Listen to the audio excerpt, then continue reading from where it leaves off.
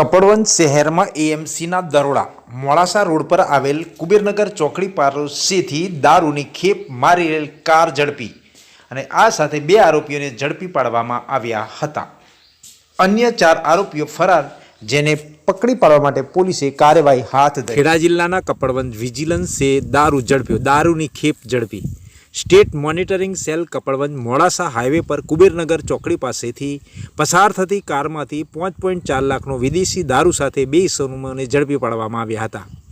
અમદાવાદના બુટલેગરને દારૂ પહોંચાડવાનો હતો। કાર પાયલોટિંગ કરી રહેલા જવાતી હોવાની કેફિયત રજૂ કરાઈ હતી। આમ સ્થાનિક પોલીસ ઊંઘથી ઝડપાઈ અને એસએમસી કાર્યવાહી કરી હોવાનું ચર્ચાઈ રહ્યું છે।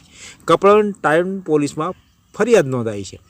ગાંધીનગર સ્ટેટ મોનિટરિંગ સેલની ટીમે બુધવારે રાત્રે કપડવંજ ટાઉન પોલીસ સ્ટેશન વિસ્તારમાં પેટ્રોલિંગમાં હતી। આ દરમિયાન કપડવંજ મોડાસા હાઈવે પર આવેલા કુબેરનગર ચોકડી પાસેથી પસાર થતી એક શંકમદ કારને અટકાવી હતી, જે બાદ પોલીસે કારની તપાસ લીધી હતી, જેમાંથી વિદેશી દારૂ મળી આવ્યો હતો। બાદમાં પોલીસ અટકાયત કરેલ કારના ચાલક કિરણ મના સોલંકી અને બાજુની સીટ પર બેઠેલા પ્રકાશ કલજી રાજપૂતની પ્રાથમિક પૂછપરછ કરતા વિદેશી દારૂનો જથ્થો એક ઈસમ કારમાં આપી ગયો હતો।